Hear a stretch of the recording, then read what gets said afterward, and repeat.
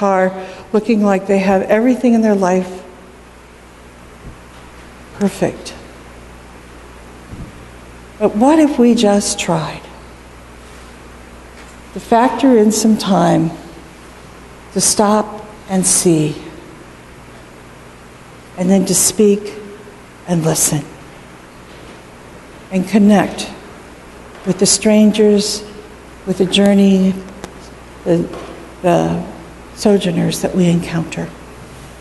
I have a sense if we did that, we would maybe find a rich connection, a way of building a stronger relationship with them, a way of expanding our community. I can tell you the power of people being willing to welcome you. Some of you have heard this story before. When I was 23-ish, right out of college, working a job in Kansas City, there was a weekend where I was driving back to St. Louis, and I didn't have a whole lot of money then. Often I would keep my coins so that I would have money to buy gas before the next paycheck, because sometimes it ran out. And a girlfriend and I were driving from Kansas City to St. Louis. And you know, when you're taking I-70, those of you who are familiar with Columbia, that first Columbia exit right off the river, right at the foot of that ramp, the car started making a funny noise, and then it just stopped. I'm 23 years old. I really don't have a lot of money in my account. I know nothing about cars. I'm with a girlfriend, and I'm at the foot of the ramp in Columbia where I know no one. She says, "Hold on, I know a church here."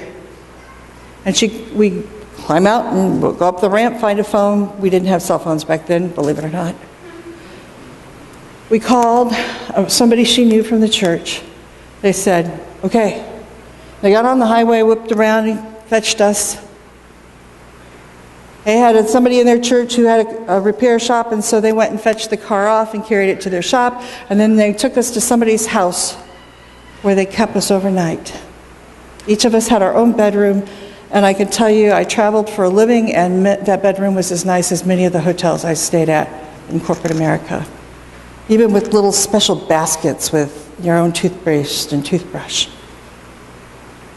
Had a lovely time with them that Friday night. Saturday morning, a lovely breakfast. Went on a walk with some of the women, and by the time we were done with the walk, my car was fixed. We were able to get home and then back. I was a stranger to them. There's no way that they knew that I was for legit a 23-year-old young woman with no money and all that stuff. I could have been scamming them big time. They let me in their home.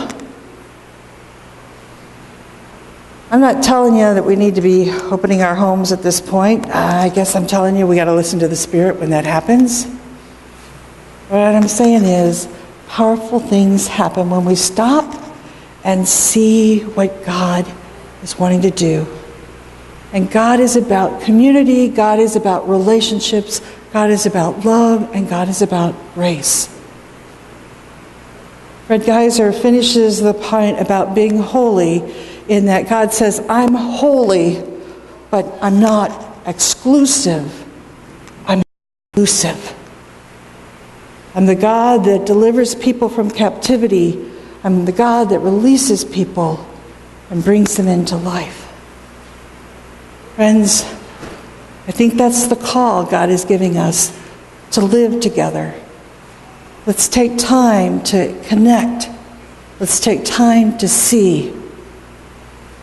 Let's take time to welcome the stranger and bring life to all. For the glory of God. Let's pray. Holy and gracious God,